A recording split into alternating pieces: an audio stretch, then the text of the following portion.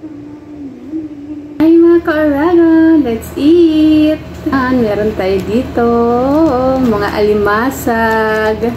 Nahuli ito dito sa dagat ng Jeddah. Ayan, marami nito dito. Hinuhuli lang ng ating mga kapwa Pilipino, tapos tinitinda po nila. Ang bili namin dito ay 3 kilo ay ano lang siya, 50 SR. Sariwang sariwa. Tingnan natin kung mataba mga ka-Oragon. Okay. Uy, ayan siya, oh. Taba din naman, diba? Iba pa rin talaga yung crabs dyan sa Pinas, no? Yung malalaki, yung nauhuli sa ano, sa muds.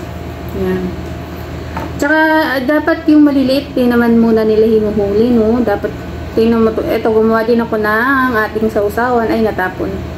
Ayan, sausawan natin. Suka. May sili. Ayan, sausaw natin.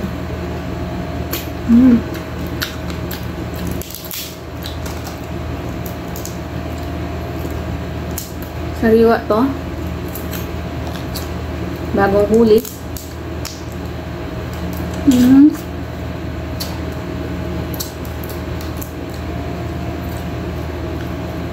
Sa Europe country kasi napapanood ko sa mga vlog doon sa ano?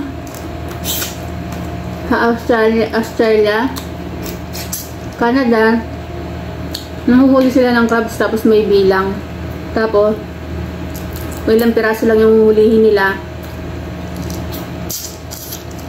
Tapos may sukat ng laki. Dito sa Saudi, pag nanghuli ka nito,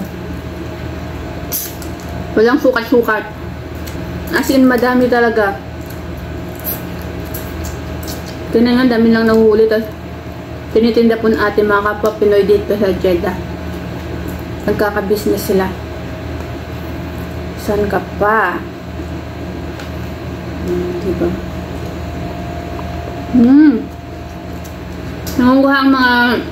Nangunguha po ito dito ng mga Pinoy. Mga gabi po sila nangunghuli nito. Kasi mainit sa araw eh. Alam nyo na. Mainit. Walang kapuno-puno dyan sa ano, sa dalampasigan. Kaya gabi sila talaga nangunguha. Ating mga kapwa OFW. Sausaw natin sa suka. Sibuyas. Tap. Gantong luto. Pwede na. Ito babae. Uy, ganyan siya. Mga ka-Oragon. Ayan. Tayo ng coke. Tayo ng may yelo. Ayan, malamig.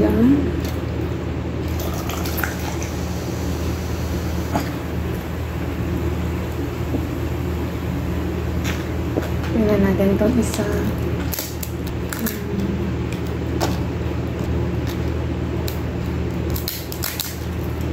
Uy, mataba siya. Oh, mataba. Taba.